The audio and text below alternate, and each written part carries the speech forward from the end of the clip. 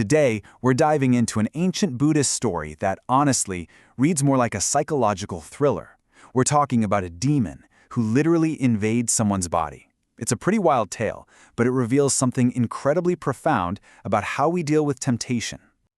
So just imagine for a second, what would you actually do if a demon, a literal agent of chaos, could shrink itself down and just take up residence inside of you? I know, it sounds like something straight out of a horror movie. Well, for this one guy, the Venerable Māudgalyāyana, who is one of the Buddha's most powerful disciples, this wasn't some hypothetical question. This was a real thing he had to deal with, apparently while he was just trying to supervise a construction project. Okay, before we go any further, let's get our terms straight. The demon we're talking about is named Māra. Now, don't just picture some guy with horns and a pitchfork. Think of Māra as the living embodiment of every distraction, every single temptation, and all those negative thoughts that pull you away from being clear and focused. He's the ultimate adversary, both inside and out. And that's exactly what he does here.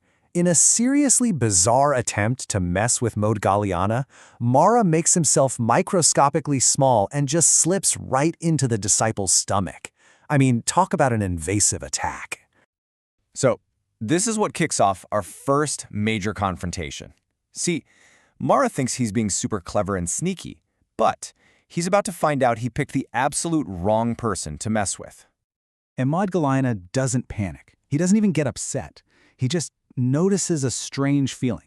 The text describes it so perfectly as a heaviness, like eating beans. Instead of just shrugging it off, he uses his incredible meditative focus to basically look inside himself and figure out what's going on. And once he sees the problem, he does not mess around. He speaks directly to Māra with this incredibly powerful command. There's zero fear in his voice, just absolute authority. He's not asking, he's telling.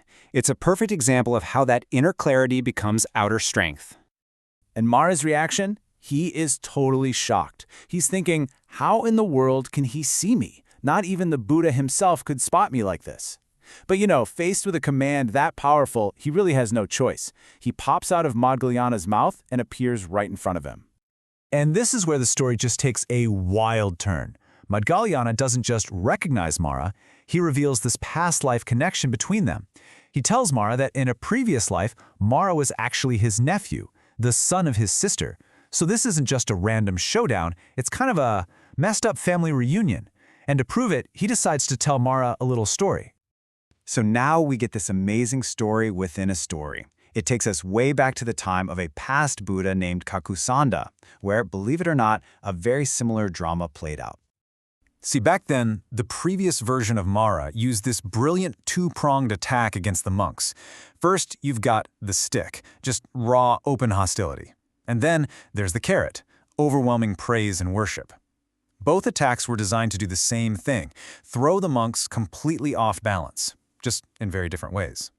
The first tactic, the stick, was just brutal. Māra went to all the townspeople and basically convinced them to attack the monks while they were meditating. They were insulted, beaten with sticks and stones, their robes were torn, their begging bowls smashed. I mean, it was an all-out assault meant to create anger, fear, and total despair. So how did the Buddha Kakusanda respond to this? Well, when he saw his disciples coming back battered and bloody, he didn't tell them to go fight back. He told them to do the complete opposite, to fill their entire being with limitless loving kindness, this active, unconditional goodwill for everyone.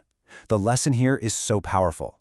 By choosing compassion instead of revenge, they basically gave Māra's hatred nowhere to land. It just closed the door on him. But Māra is nothing if not persistent. So, if the stick doesn't work, well, maybe the carrot will. He switches gears to a much more subtle and, honestly, in some ways, a much more dangerous form of attack. So Māra goes back to the townspeople, but this time he gets them to worship the monks. They are showered with praise, offered all kinds of gifts and money. People are laying their own clothes on the ground for them to walk on. They even use their own hair to make a path. This extreme veneration was all designed to inflate their egos and get them attached to fame and praise. And again, the Buddha Kakusanda has the perfect countermove. When he sees his disciples coming back with all these honors, he tells them to contemplate impermanence, to really see that all things, including praise and fame, are fleeting and they're constantly changing. By really getting that this moment of glory is going to pass, they stop their egos from taking root. And just like that, Māra is left powerless all over again. So at this point, Māra has tried hatred and he's tried praise, and both have completely failed. He is utterly frustrated, and he decides to resort to one last desperate act of straight-up violence. He disguises himself as a young boy, grabs a huge wooden club, and just strikes the lead disciple, a monk named Vidura, right on the head, so hard that it draws blood.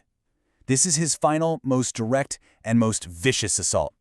Now the Buddha Kakusanda witnesses this whole thing. He turns his entire body to look, and he speaks just one simple sentence. This evil Māra is insatiable. He doesn't yell, he doesn't curse, he just states the simple truth of what Māra is. And the consequences are immediate and, well, catastrophic. The moment the Buddha speaks those words, the ground literally opens up beneath Māra, and he falls directly into the deepest of the Buddhist hells. That's the karmic price for attacking an enlightened being. Which brings us all the way back to the present, and to the powerful moral of the whole story Mahāmaudgalyāyana has been telling. So after telling this entire story, Mahāmaudgalyāyana just looks at the Māra standing right there in front of him. And the demon, now reminded of the unbelievable suffering he went through because of his past actions, is just utterly terrified. And in that moment of pure terror, poof, he vanishes. Defeated not by force, but by wisdom and the memory of consequence. And this whole thing leaves us with a really crucial question, right? In the story, Māra's attacks, the stick and the carrot, they all came from the outside. But the defense was always internal, meeting hatred with compassion and meeting praise with an understanding of impermanence. So the real challenge for us is to take those same tools and turn them inward. How do we confront the Māra that pops up from our own thoughts, our own anger, our own ego? That's the real battle this ancient story is asking us to fight.